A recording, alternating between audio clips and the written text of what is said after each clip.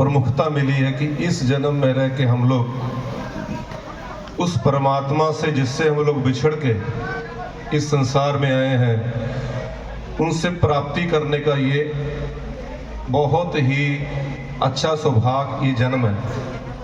अगर इस जन्म में हम लोग ये प्राप्ति नहीं कर सके, फिर दोबारा ये मनुष्य जन्म कब मिलेगा ये हमें नहीं पता। इसको समझने के लिए समुद्र से हम लोग तुलना करेंगे उस परमात्मा की। समुद्र से भाप उठता है, बादल बनते हैं। बादल बन के जब वो बरखा होती है दूर पहाड़ों में, वहां से वो झरने इकट्ठे होके नदी नाले नदी बन के वो फिर कहाँ पहुंचते हैं? समुद्र में। तो हम लोग भी उस परमात्मा की अंश हैं। उस परमात्मा की अंश से हम लोग बिछड़े हुए हैं और उनसे मिलना हमारा निशाना है, हमारा लक्ष्य है। हम लोगों को अभी तक ये नहीं पता लगा कि हम लोगों को इस संसार में जन्म मिला क्यों है। इसका कारण ये है कि हम लोगों की इस तरफ समझने की कोई लालसा नहीं है, मन के अंदर में कोई इच्छा नहीं है। आज सब धर्म के प्रवचन करने वाले यहाँ सब इकट्ठे हुए हैं, बहुत अपने अपने धर्म के बहुमूल्य जो बात आप सबसे साझा करेंगे, लेकिन दुख की बात यह है कि सुनने वाले कुछ इंसान बैठे हैं। अगर यहाँ पर कोई मनोरंजन होता तो यहाँ पैर रखने की जगह नहीं मिलती। ये हमारा दुर्भाग्य है। सच को जानने के लिए हमारे पास समय नहीं है, जो हमारा साथ देगा यहाँ भी और वहाँ भी। वो क्या है? वो इस संसार में जो हम लोग आए हैं, संसार में परमात्मा हम लोगों को एक पूंजी दे के भेजे हैं। जैसे अगर हम लोग अपने बच्चे को कुछ पैसे दें और दे के कहें कि जाओ इस पैसे से तुम कुछ व्यापार करके आओ, ये तुम्हारे पास ये पूंजी है। अगर वो बच्चा बाहर जाके वो पूंजी को किसी गैर जगह, किसी नाजायज जगह खत्म करके वापस आ जाए, तो हम लोग उस बच्चे को क्या देंगे? शाबाशी या झड़क देंगे, उसको डांटेंगे? तो इसी तरह भगवान ने हम लोगों को श्वासों की पूंजी देके संसार में भेजा है। जो हम लोग श्वास लेते हैं, ये हम लोगों को पूंजी मिली है। जितने श्वास परमात्मा ने हमारे कर्म में लिख दिए हैं, उससे ना कोई एक श्वास ज्यादा, ना कोई एक श्वास कम कोई इसमें लेगा। जितने श्वास लिखे हैं उतने श्वास हमारे संसार में चलने के लिए पूंजी है। अब हम लोगों को ये देखना है कि उस श्वासों के बदले में हम क्या लेते हैं। उस परमात्मा का नाम या जो हमारे काम नहीं आने वाला, वो जिनकी याद में हम लोग बैठे हैं, उन लोगों ने क्या किया? परमात्मा की भक्ति। उन्होंने भक्ति की, परमात्मा को प्राप्त किया, आज तभी उनकी याद में हम लोग बैठे हैं।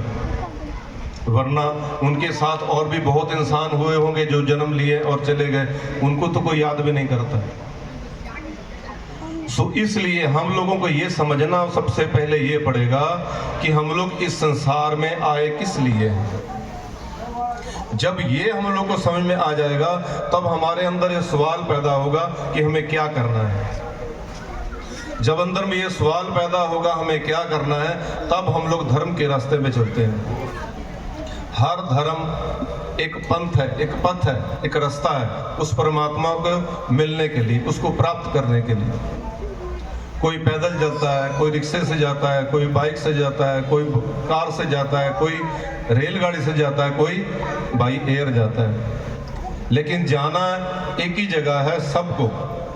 रास्ते अलग अलग हो सकते हैं, धर्म अलग अलग हो सकता है, लेकिन लक्ष्य एक ही है।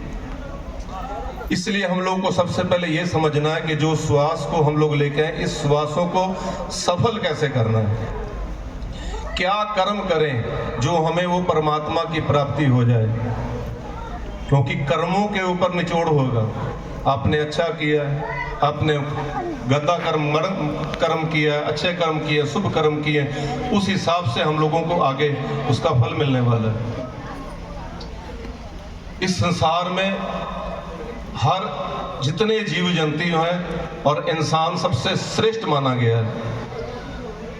अभी तक इंसान को ये नहीं पता चला कि उसको क्या खाना है। एक जानवर है, उसके लिए जो भगवान ने, परमात्मा ने जो बनाया है वो वही खाता है। सतयुग में भी वही खाता था, द्वापर में, त्रेता में, आज कलयुग में भी वही खाता है। लेकिन इंसान अपने अंदर नजर डाले कि वो वही खाता है जो उसके लिए भगवान परमात्मा ने बनाया है, तो जवाब मिलेगा नहीं। कैसे? हमारे लिए भगवान ने क्या बनाया है?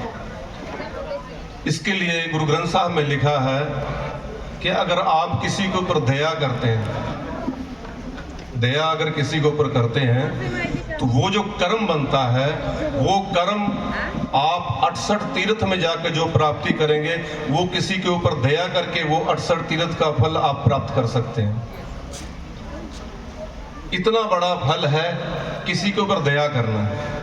और धर्म कहाँ खड़ा है? तो होल धर्म दया का पूत।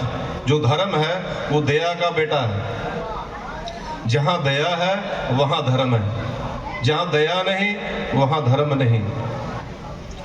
अगर हम किसी को, जीव जंतु को मार के खाते हैं तो फिर दया कहाँ गई? दया नहीं रही। अगर दया ही नहीं रही तो फिर उस वक्त हम लोग धर्मी नहीं रहे। जब हम धर्मी नहीं रहे तो फिर पढ़ते हैं ना कि अगर रक्त अगर हमारे कपड़े में लग जाए तो हम लोग कहते हैं कि ये कपड़ा खराब हो गया। तो जो रक्त हमारे अंदर में जाता है तो फिर हमारा अंदर खराब नहीं हुआ, अंदर गया है ना वो। हम लोग किसी को शमशान में जला के जब आते हैं तो घर में नहीं झुकते, क्या करते हैं? पहले स्नान करते हैं, कपड़ा बदलते हैं, फिर अंदर जाते हैं। तो जब कढ़ाई में जब भून रहे होते हैं वो क्या है? कभी इसके तरफ गौर किए? जब कोई मछली या कोई मांस जब हम कढ़ाई में डाल कर रगड़ते हैं, उसको भूनते हैं, तो वो क्या है? वो भी एक शरीर ही है। 5 तत्व का जो शरीर हमारा बना है वही जानवरों का बना है। अब इसको समझने के लिए थोड़ा और गहरा जाना पड़ेगा। भगवान ने एक कुदरत में एक नियम बनाया है। कुछ मांसाहारी हैं, कुछ शाकाहारी हैं। मांसाहारी का जीवन अलग है, शाकाहारी का जीवन अलग है। कैसे समझे? जो मांसाहारी है उनके दांतों का आकार देखें कैसे है।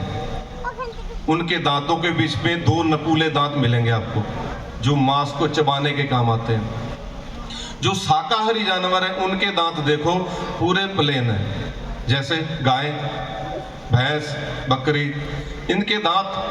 अब हम लोगों को ये देखना कि हमारे दांत किस जानवर से मिलते हैं, मांसाहारी से या शाकाहारी से। क्या कुत्ते जैसे हमारे दांत हैं? क्या नकूले हैं? नहीं है। कैसे हैं? गोल है। जैसे भैंस के हैं, जैसे गाय के हैं, जैसे बकरी के हैं, वैसे हमारे दांत हैं। तो इससे एक प्रमाण होता है कि हम लोग शाकाहारी हैं। इसको और समझने के लिए और गहराई में चलते हैं। एक मांसाहारी जानवर के सामने पानी रख देते हैं पीने के लिए कि भी तुम पानी पियो। कैसे पिएगा? जीभ से पिएगा। जो शाकाहारी जानवर है उसके सामने आप पानी रख दो, वो कैसे पिएगा? सांस से पिएगा। जैसे सांस लेते हैं वैसे वो पानी को पिएगा। हम लोग सोचे हम लोग कैसे पीते हैं? जबान से पीते हैं? नहीं, हम लोग भी श्वास से पीते हैं। जो पीते हैं सांस के द्वारा हम लोग अंदर लेके जाते हैं। तो ये कैसे हो? हम लोग का भी जीवन जो है परमात्मा ने कुदरती जो है वो शाकाहारी बनाया है। तो जब तक अभी भाई साहब बोल रहे थे, उन्होंने ये कहा कि अगर हमारा आहार सही रहेगा तो हमारा मन सही बनेगा, विचार अंदर सही आएंगे। तो ये है एक तरीका हम लोगों को एक परमात्मा की तरफ बढ़ने के लिए। 68 तीर्थ दयापूर्ण, अगर 68 तीर्थों का स्नान करना है, हम गरीब हैं, हम जा नहीं सकते, वृद्ध हैं, किसी के ऊपर दया कर दो, वो फल हमें प्राप्त हो जाएगा। और दया करना है हम, और दया करेंगे तो हम अंदर में धर्म भी बनेंगे, क्योंकि दया का बेटा है धर्म। अब आए ये जो जन्म हम लोग को मिला है 84 लाख जून, 4 धर्म इस संसार में पैदा हुए हैं जहां हम लोग बैठे हैं। हिंदू, बौद्ध, जैन और सिख, ये चारों धर्म जो है ये मानते हैं कि 5 तत्व का शरीर बना है और 84 लाख जून है जो आदमी जन्म बार बार लेता है। 4 धर्म जो वेस्ट से है, ईसाई, मुस्लिम, यहूदी, और ये उधर की सोच, वो 4 तत्व को मानते हैं कि शरीर जो है 4 तत्व का बना है। ये अपने अपने विचार है।